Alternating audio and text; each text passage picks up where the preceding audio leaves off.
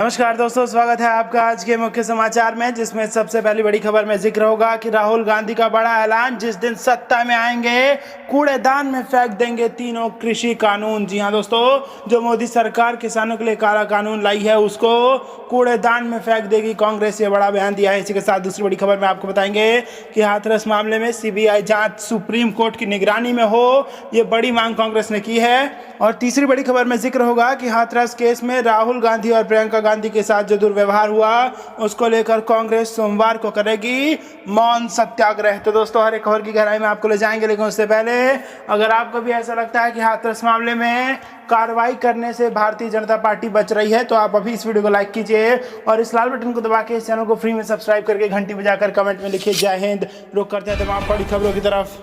राहुल गांधी का बड़ा ऐलान, जिस दिन सत्ता में आए कूड़ेदान में फेंक देंगे तीनों कृषि कानून। जी हां दोस्तों, कांग्रेस नेता राहुल गांधी ने नए कृषि कानूनों के खिलाफ केंद्र सरकार के खिलाफ एक बार फिर हमला बोला है। पंजाब के मोगा में खेती बचाओ यात्रा को संबोधित करते हुए राहुल गांधी ने कहा कि अगर सरकार को ये बिल पास कराना ही था तो सबसे पहले लोकसभा और राज्यसभा में चर्चा करनी चाहिए थी। राहुल गांधी ने कहा कि वे किसानों को गारंटी देना चाहते हैं कि जिस दिन कांग्रेस सत्ता में आई उस दिन इन तीनों काले कानून को खत्म कर देगी और इन कानूनों को कूड़ेदान में फेंक देगी। किसानों के साथ खड़ी है कांग्रेस। कांग्रेस नेता ने कहा कि वे पंजाब के किसानों को भरोसा दिलाना चाहते हैं कि कांग्रेस देश भर के किसानों के साथ खड़ी है और कांग्रेस एक इंच भी अपने वादे से पीछे नहीं हटने वाली है। राहुल गांधी ने कहा कि नरेंद्र मोदी सरकार एमएसपी को खत्म करना चाहती है और चाहती है कि खेती का पूरा बाजार अंबानी और अडानी के हवाले कर दिया जाए, लेकिन कांग्रेस पार्टी ऐसा नहीं होने देगी। राहुल ने कहा कि यदि किसान इन नए कानूनों से खुश है तो देश भर में किसान प्रदर्शन क्यों कर रहे हैं, पंजाब में किसान प्रदर्शन क्यों कर रहे हैं। राहुल ने कहा कि कोरोना काल में इन तीन कानूनों को लागू करने की क्या जल्दबाजी थी। पूर्व कांग्रेस अध्यक्ष राहुल गांधी ने कहा कि वे ये मानते हैं कि किसानों की उपज खरीदने के लिए बने मौजूदा सिस्टम में खामी है, लेकिन इस सिस्टम को सुधारने की जरूरत है, इसे नष्ट करने की जरूरत नहीं है, क्योंकि अगर ये सिस्टम नष्ट हो गया तो किसानों के पास कुछ नहीं बचेगा और किसानों को सीधा अंबानी और अडानी से बात करनी पड़ेगी और इस बातचीत में किसान मारा जाएगा। ये मोदी नहीं, अंबानी अडानी की सरकार है। राहुल गांधी ने एक बार फिर कहा कि देश में नरेंद्र मोदी की सरकार है, लेकिन ये गलत है, ये अंबानी और अडानी की सरकार है। उन्होंने कहा कि नरेंद्र मोदी जी को अंबानी और अडानी चलाते हैं, जीवन देते हैं, इसके लिए मीडिया का इस्तेमाल किया जाता है। राहुल ने कहा कि मोदी जी इनके लिए जमीन साफ करते हैं और ये मोदी जी को समर्थन देते हैं। इस मौके पर कांग्रेस सांसद राहुल गांधी, पंजाब के मुख्यमंत्री कैप्टन अमरिंदर सिंह और प्रदेश कांग्रेस अध्यक्ष सुनील जाखड़ ने ट्रैक्टर यात्रा भी की। रुक करते हैं अगली खबर की तरफ। हाथरस कांड की सीबीआई जांच सुप्रीम कोर्ट की निगरानी में हो, कांग्रेस। जी हां दोस्तों, हाथरस कांड की सीबीआई जांच के बाद अब कांग्रेस ने मोदी सरकार पर दबाव बढ़ा दिया है। कांग्रेस ने मांग की है कि सीबीआई जांच सुप्रीम कोर्ट या हाई कोर्ट की निगरानी में होनी चाहिए ताकि जांच पर कोई सवाल न उठा सके। कांग्रेस नेता प्रमोद तिवारी ने अपने ट्वीट में लिखा है, कांग्रेस ने दिखाई ताकत तो सीबीआई जांच पर मजबूर हुई यूपी सरकार, पर हमारी मांग है कि सीबीआई जांच को सुप्रीम कोर्ट या हाई कोर्ट के जज की देखरेख में ही कराया जाए। कांग्रेस नेता राहुल गांधी और प्रियंका गांधी वाड्रा ने शनिवार को हाथरस जाने के दौरान यहां डीएनडी फ्लाईओवर पर पार्टी कार्यकर्ताओं की कथित तौर पर हंगामा करने को लेकर करीब 500 लोगों के खिलाफ मामला दर्ज किया गया है। एक वरिष्ठ पुलिस अधिकारी ने रविवार को यह जानकारी दी। कांग्रेस कार्यकर्ताओं पर कथित तौर पर धारा 144 का उल्लंघन करने और महामारी अधिनियम के तहत यह मामला शनिवार देर रात थाना सेक्टर 20 में दर्ज किया गया। रुक करते हैं अगली खबर की तरफ। हाथरस केस, राहुल प्रियंका से दुर्व्यवहार को लेकर कांग्रेस सोमवार को करेगी मौन सत्याग्रह। जी हां दोस्तों, उत्तर प्रदेश के हाथरस में सुबह 2 घंटे का मौन सत्याग्रह करेगी और पीड़ित परिवार के लिए न्याय की मांग करेगी। राजस्थान प्रदेश कांग्रेस कमेटी के अध्यक्ष गोविंद सिंह डोटासरा ने ट्वीट किया, उत्तर प्रदेश के हाथरस में एक दलित युवती के साथ हुई बर्बरता के खिलाफ कांग्रेस पार्टी योगी आदित्यनाथ के द्वारा की जा रही मनमानी और असंवैधानिक कृत्यों के जवाब में 5 अक्टूबर को जिला मुख्यालयों पर प्रातः 10 बजे से 12 बजे तक मौन सत्याग्रह करेगी और पीड़ित परिवार के लिए न्याय की मांग करेगी। डोटासरा ने इस संबंध में सभी जिलाध्यक्षों एवं जनप्रतिनिधियों को पत्र लिखकर सोमवार को सुबह 10 बजे से 12 बजे तक सभी जिला मुख्यालयों पर राष्ट्रपिता महात्मा गांधी या डॉक्टर भीमराव अंबेडकर की प्रतिमा के सामने शांतिपूर्ण मौन सत्याग्रह करने का निर्देश दिया। कोरोना वायरस संक्रमण को रोकने के मकसद से जन आंदोलन की शुरुआत करने के लिए बीकानेर पहुंचे डोटासरा ने रविवार को संवाददाताओं से कहा कि केंद्र सरकार ने कृषि विधेयकों में जो प्रावधान किए हैं वे किसानों के खिलाफ हैं। उन्होंने कहा कि अगर न्यूनतम समर्थन मूल्य को खत्म कर दिया जाएगा तो किसान को उसका मेहनत का मूल्य कैसे मिलेगा। उन्होंने आरोप लगाते हुए कहा कि यह अडानी और अंबानी सहित बड़े बड़े उद्योगपतियों को लाभ पहुंचाने का षड्यंत्र है, जिसके खिलाफ किसान खड़ा हुआ है और कांग्रेस पार्टी किसान के साथ है। रुख करते हैं अगली खबर की तरफ। पंजाब से शुरू हुई खेती बचाओ यात्रा, ट्रैक्टर पर सवार हुए राहुल गांधी, सीएम अमरिंदर। जी हां दोस्तों, नए किसान कानून के खिलाफ कांग्रेस ने आज पंजाब से खेती बचाओ यात्रा की शुरुआत की है। इस दौरान कांग्रेस नेता राहुल गांधी, सीएम अमरिंदर सिंह, पंजाब कांग्रेस के अध्यक्ष सुनील जाखड़ समेत कई नेता ट्रैक्टर पर सवार हुए और ट्रैक्टर रैली का हिस्सा बने। ट्रैक्टरों के इस लंबे काफिले में कांग्रेस के कई सांसद, वरिष्ठ नेता, पंजाबी फिल्म इंडस्ट्री के लोग ट्रैक्टर चलाते नजर आए। राहुल गांधी ने सबसे पहले मोगा में एक रैली को संबोधित किया, जिसमें उन्होंने साफ कह दिया कि कांग्रेस पार्टी कृषि कानूनों का विरोध करती रहेगी और किसानों का साथ देती रहेगी जब तक सरकार उनकी एमएसपी की मांग नहीं मान लेती। बता दें कि राहुल गांधी कल हाथरस में थे और आज पंजाब और हरियाणा के 3 दिवसीय दौरे पर है। पंजाब के मोगा इस ट्रैक्टर यात्रा की शुरुआत हुई। ये यात्रा हरियाणा से गुजरती हुई दिल्ली तक जाएगी। सीएम कैप्टन अमरिंदर सिंह आज लुधियाना में को संबोधित करते हुए काफी भावुक हो गए। उन्होंने कहा कि जब वह राहुल गांधी को सबसे पहले मिले थे तो वह एक छोटे बच्चे थे, पर अपनी खिलौना जो भी गाड़ी थी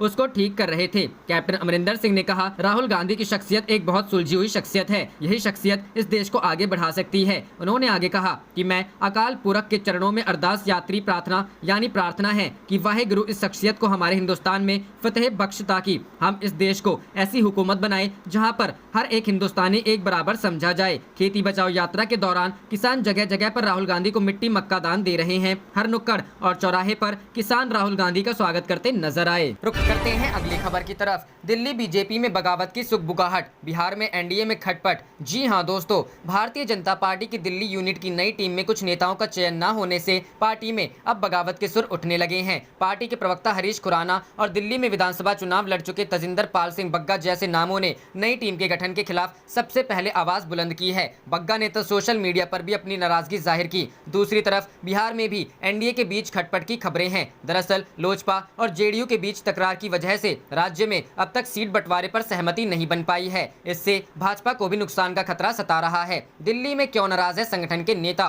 दिल्ली भाजपा ने गुरुवार को ही अपने पदाधिकारियों की नई लिस्ट निकाली। इसमें कुलजीत चहल, दिनेश प्रताप सिंह और हर्ष मल्होत्रा को महासचिव नियुक्त किया गया, जबकि 8 उपाध्यक्ष, 8 सचिव और 10 प्रवक्ताओं के नामों की भी घोषणा की गई। सूत्रों का कहना है कि दिल्ली के पूर्व मुख्यमंत्री मदन लाल खुराना के बेटे हरीश खुराना ने इस नई लिस्ट के आने के बाद प्रवक्ता पद से इस्तीफा देने की धमकी तक दे डाली। वे इस पद पर पिछले 10 साल से हैं और फिर से पदाधिकारी बनने की इच्छा जता चुके थे। उन्होंने पिछले साल हुए विधानसभा चुनाव के लिए पार्टी से टिकट भी मांगा था, लेकिन उन्हें लड़ाने से इनकार कर दिया गया। खुराना ने इसके बाद सुबह ही अपने ट्विटर बायो से भाजपा स्पोक्स पर्सन हटा लिया था और इसे बदलकर कार्यकर्ता कर लिया था। हालांकि सूत्रों का कहना है कि वरिष्ठ नेताओं के दखल के बाद शाम तक उन्होंने एक बार फिर अपने बायो में प्रवक्ता जोड़ लिया। दूसरी तरफ तेजिंदर बग्गा ने अपनी ट्विटर प्रोफाइल को ही डीएक्टिवेट कर लिया। एक वरिष्ठ नेता ने बताया कि बग्गा अपने लिए युवा इकाई में अध्यक्ष या पदाधिकारी का पद चाहते थे। उनके प्रोफाइल डीएक्टिवेट करने की एक वजह यह थी कि उनके कई विरोधी उन्हें सोशल मीडिया स्टार कहकर ही संबोधित करते हैं, जबकि बग्गा एक प्रवक्ता रहने के बजाय अपनी जगह पार्टी की अग्रिम पंक्ति में बनाना चाहते हैं। इन दोनों के अलावा दिल्ली भाजपा की इकलौती मुस्लिम पदाधिकारी रही शाजिया इल्मी भी टीम से हटाए जाने पर नाराज हैं। हालांकि उन्होंने कहा है कि वे निराश नहीं हैं और पार्टी को आगे बढ़ाना जारी रखेंगी। दिल्ली भाजपा ने इस बार यासिर गिलानी को प्रवक्ता के तौर पर मौका दिया है। हालांकि पदाधिकारियों में इस बार कोई मुस्लिम चेहरा नहीं है। इस बीच हारून को पार्टी के अल्पसंख्यक मोर्चा का अध्यक्ष चुना गया है। रुख करते हैं अगली खबर की तरफ। बिहार, तेजस्वी यादव होंगे महागठबंधन के सीएम पद के उम्मीदवार, हुआ सीटों का बंटवारा। जी हां दोस्तों, बिहार विधानसभा चुनाव के लिए महागठबंधन में सीटों का बंटवारा हो गया है। तेजस्वी यादव को महागठबंधन का नेता चुना गया है। तेजस्वी ही महागठबंधन की ओर से मुख्यमंत्री पद के उम्मीदवार होंगे। बता दें कि आरजेडी, कांग्रेस, सीपीआई माले, सीपीआई, सीपीएम और वीआईपी महागठबंधन का हिस्सा है। बिहार में इस महीने के अंत में पहले चरण का चुनाव होना है। तेजस्वी यादव विपक्षी गठबंधन के मुख्यमंत्री पद के उम्मीदवार होंगे। राष्ट्रीय जनता दल के नेता तेजस्वी यादव विपक्षी गठबंधन के मुख्यमंत्री पद के उम्मीदवार होंगे। लालू प्रसाद यादव के नेतृत्व वाली पार्टी कांग्रेस और वाम दलों के साथ गठबंधन में चुनाव लड़ रही है। आरजेडी की तरफ से तेजस्वी यादव के साथ उनके भाई तेज प्रताप यादव और राज्यसभा सांसद मनोज झा भी मौजूद थे। सबसे पहले हाथरस में गैंगरेप पीड़िता के लिए शोक व्यक्त करने के लिए मौन रखा गया। महागठबंधन में सबसे ज्यादा सीटें आरजेडी के हिस्से आई हैं। वहीं महागठबंधन में सीटों का बंटवारा हो गया है। जानकारी के मुताबिक इस विधानसभा चुनाव में आरजेडी 144 सीटों पर चुनाव लड़ेगी, तो वहीं कांग्रेस के खाते में 70 सीटें होंगी। महागठबंधन में सबसे ज्यादा सीटें आरजेडी के हिस्से आई है, जबकि दूसरे नंबर कांग्रेस, वही वाल्मीकि नगर में लोकसभा उपचुनाव की सीट भी कांग्रेस को मिली है। इसके बाद सीपीआई माले को ज्यादा सीटें मिली है। इन तीन बड़ी पार्टियों के बाद सीपीआई और सीपीआई के बीच सीटों का बंटवारा हुआ है। है, वहीं आरजेडी के हिस्से से ही वीआईपी और जेएमएम को सीटें मिलेंगी। हालांकि सीट बंटवारे से नाराज वीआईपी अलग हो गई है। रुख करते हैं अगली खबर की तरफ। तेजस्वी बोले, पहला हस्ताक्षर नौकरी के लिए होगा, सत्ता में आए तो देंगे 10 लाख नौकरी, फॉर्म का भी नहीं लगेगा पैसा। जी हां दोस्तों, महागठबंधन में सीटों के बंटवारे का ऐलान हो चुका है। सीटों के बंटवारे का ऐलान करते हुए राजद नेता तेजस्वी यादव ने बिहार की जनता से अपील करते हुए कहा कि हम लोगों को एक मौका दीजिए, हम वो पूरा करेंगे, हम 10 लाख नौकरियां देंगे और ये सरकारी नौकरियां हैं। तेजस्वी यादव ने कहा कि हम बिहार की जनता से वादा करते हैं कि हमारी सरकार बनने के बाद पहली कैबिनेट में ही हम अपना ये वादा पूरा कर देंगे। हम वादा करते हैं कि सरकार बनने के 1-1.5 महीने में ही लोगों को रोजगार मिलना शुरू हो जाएगा। सरकारी नौकरी के फॉर्म पर कोई पैसा नहीं लिया जाएगा। तेजस्वी यादव ने कहा कि बिहार में 4,50,000 रिक्तियां पहले से ही हैं। शिक्षा, स्वास्थ्य, गृह विभाग सहित अन्य विभागों में राष्ट्रीय औसत के मानकों के हिसाब से बिहार में अभी 5,50,000 नियुक्तियों की आवश्यकता है। तेजस्वी ने कहा कि कैबिनेट की पहली बैठक की पहली कलम से 10 लाख नौकरियों के विज्ञापन पर हस्ताक्षर होगा। प्रेस कॉन्फ्रेंस के दौरान कांग्रेस के बिहार प्रभारी अविनाश पांडे ने घोषणा की कि तेजस्वी यादव के नेतृत्व में महागठबंधन चुनाव लड़ेगा। इसका मतलब ये है कि तेजस्वी यादव महागठबंधन का सीएम पद का चेहरा होंगे। बिहार सरकार पर हमला बोलते हुए तेजस्वी यादव ने कहा कि सभी दलों ने मेरे नेतृत्व पर जो विश्वास जताया है, मैं वादा करता हूं कि सभी के वादों पर खरा उतरूंगा। उन्होंने कहा कि बिहार के डबल इंजन की सरकार आईसीयू में है। 15 साल में एक कारखाना नहीं लगा, किसानों का शोषण किया, बिहार के किसान और गरीब होते चले गए। तेजस्वी यादव ने यह भी कहा कि बिहार की जनता हमें मौका देती है तो हम बिहारियों के मान सम्मान की रक्षा करेंगे, लाचार, गरीब, मजलूमों पर अत्याचार नहीं होने देंगे। मुख्यमंत्री ने जनादेश का अपमान किया और अपने फायदे के लिए सांप्रदायिक ताकतों से समझौता किया। महागठबंधन में सीटों के बंटवारे के तहत राजद 144 सीटों पर चुनाव लड़ेगी, वहीं कांग्रेस 70, भाकपा माले 19, सीपीआई 6 और सीपीएम 4 सीटों पर अपने उम्मीदवार उतारेंगी। राजद को अपने कोटे से ही झारखंड मुक्ति मोर्चा और विकासशील इंसान पार्टी को सीटें देनी थी, लेकिन सीटों के बंटवारे से नाराज विकासशील इंसान पार्टी के नेता मुकेश सहनी ने प्रेस कॉन्फ्रेंस के दौरान ही महागठबंधन छोड़ने का ऐलान कर दिया और राजद पर उन्हें धोखा देने का आरोप लगाया। रुख करते हैं अगली खबर की तरफ। हाथरस केस, पप्पू यादव बोले, राजधर्म निभाएं पीएम मोदी, योगी सरकार को बर्खास्त करें। जी हां दोस्तों, जन अधिकार पार्टी के अध्यक्ष पप्पू यादव ने शनिवार को देश में बेटियों से हो रही जबरदस्ती के खिलाफ जंजीर व काला कपड़ा पहनकर और आंखों पर पट्टी बांधकर अपने कार्यकर्ताओं के साथ प्रदर्शन किया। उन्होंने उच्च न्यायालय की निगरानी में हाथरस कांड की जाँच की मांग की। पप्पू यादव ने हाथरस की घटना के लिए योगी सरकार पर निशाना साधा। उन्होंने हाथरस मामले में प्रधानमंत्री मोदी से राजधर्म का पालन करते हुए योगी सरकार को बर्खास्त करने की मांग की। उन्होंने आरोप लगाया कि योगी सरकार बलात्कारियों और गुंडों को बचा रही है और उत्तर प्रदेश में दलितों की आजादी छीनी जा रही है। जन अधिकार पार्टी के अध्यक्ष ने कहा कि हाथरस की घटना के खिलाफ पूरा देश सड़कों पर है और यह लड़ाई आर पार की होगी। पीडीए इसके लिए संघर्ष करता रहेगा। आगामी चुनाव में महिलाओं की सुरक्षा हमारी पहली प्राथमिकता होगी। महिलाओं पर नजर उठाने वालों की जगह जेल होगी। पप्पू यादव ने कहा कि नीतीश सरकार भी महिलाओं को सुरक्षा देने में असफल रही है और बिहार में भी बेटियां दहशत में जी रही हैं। उन्होंने भभुआ, बक्सर और गया में बेटियों से की गई जबरदस्ती मामलों की स्पीडी ट्रायल की मांग की। उन्होंने कहा कि जेडीयू, बीजेपी और महागठबंधन को सत्ता की चिंता है। यादव और उनके कार्यकर्ताओं ने हाथों में जुर्म मत करो, जुर्म मत सहो, दलितों पर जुर्म बंद करो और योगी सरकार शर्म करो जैसे नारे लिखी तख्तियां ले रखी थी। इस मौके पर जाप महासचिव प्रेमचंद सिंह, राघवेंद्र कुशवाहा सहित कई पार्टी नेता आंखों पर पट्टी और हाथों में जंजीर लगाकर बैठे थे। रुख करते हैं अगली खबर की तरफ। बिहार, लालू यादव के बड़े बेटे तेज प्रताप यादव की तबीयत बिगड़ी, मिलने पहुंचे राबड़ी तेजस्वी। जी हां दोस्तों, बिहार के पूर्व मुख्यमंत्री और आरजेडी सुप्रीमो लालू प्रसाद यादव के बड़े बेटे तेज प्रताप यादव की शनिवार दोपहर को अचानक तबीयत बिगड़ गई। इसके बाद आनंद फानन में डॉक्टरों की टीम तेज प्रताप यादव के सरकारी आवास पर पहुंची और उनका इलाज शुरू किया। जानकारी के अनुसार तेज प्रताप यादव शनिवार को अचानक बेहोश हो गए, जिसके बाद तुरंत चिकित्सकों को सूचना दी गई और डॉक्टरों की टीम ने तेज प्रताप यादव के सरकारी आवास पर पहुंचकर उनका इलाज शुरू किया। साथ ही एम्बुलेंस को भी बुला लिया गया है। बता दें कि तेज प्रताप यादव बिहार के पूर्व डिप्टी सीएम तेजस्वी यादव के बड़े भाई हैं। तेज प्रताप यादव 20 महीने की महागठबंधन की सरकार में बिहार के स्वास्थ्य मंत्री रह चुके हैं और वर्तमान में बिहार की महुआ सीट से विधायक हैं। इधर तेज प्रताप यादव की तबीयत बिगड़ने के बाद उनकी मां और बिहार की पूर्व मुख्यमंत्री राबड़ी देवी अपने बेटे से मिलने उनके घर पहुंच गई हैं। खुद तेजस्वी यादव भी आवास पर पहुंच चुके हैं।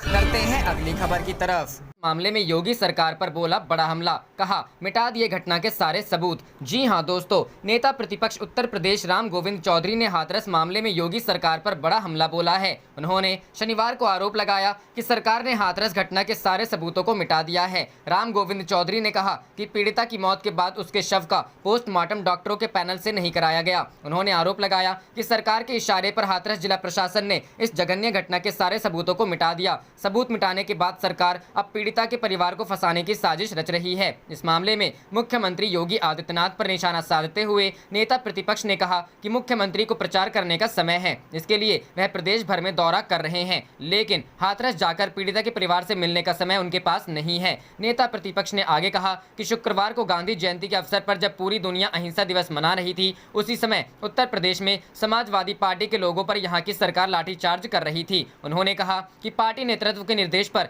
सपा कार्यकर्ता गांधी जयंती के दिन प्रदेश भर में मौन व्रत रखना चाहते थे, लेकिन अहिंसा के पुजारी के जन्मदिवस के मौके पर सरकार ने हिंसा की, जो इतिहास में काले दिवस के रूप में जाना जाएगा। रुक करते हैं अगली खबर की तरफ। वाराणसी, किसानों से बात करने पहुंची स्मृति ईरानी। हाथरस कांड को लेकर गुस्साए लोग बोले वापस जाओ। जी हां दोस्तों, केंद्रीय कपड़ा मंत्री स्मृति ईरानी ने शनिवार को यहां कहा कि विपक्षी कांग्रेस ने 2019 में अपने चुनाव घोषणा पत्र में कृषि उत्पाद बाजार समिति कानून को हटाने की बात कही थी, लेकिन अब उनका दोहरापन सामने आ गया है। किसानों और कृषि वैज्ञानिकों से नए कानून पर विचार विमर्श करने वाराणसी पहुंची केंद्रीय मंत्री ईरानी का सपा और कांग्रेस के कार्यकर्ताओं ने हाथरस की घटना को लेकर विरोध किया। कांग्रेस कार्यकर्ताओं ने भी केंद्रीय मंत्री स्मृति ईरानी के आगमन पर सरकार विरोधी नारे लगाए और प्रदर्शन किया। लखनऊ में कांग्रेस प्रवक्ता लल्लन कुमार ने बताया कि शनिवार को वाराणसी पहुंची ईरानी के काफिले के सामने पार्टी कार्यकर्ताओं ने स्मृति ईरानी वापस जाओ और स्मृति ईरानी इस्तीफा दो के नारे लगाए। कांग्रेस कार्यकर्ताओं ने केंद्रीय मंत्री के काफिले को रोककर उनसे हाथरस कांड की पीड़िता के लिए इंसाफ की मांग की। कार्यकर्ताओं ने उन्हें नारे लिखे बैनर भी दिखाए।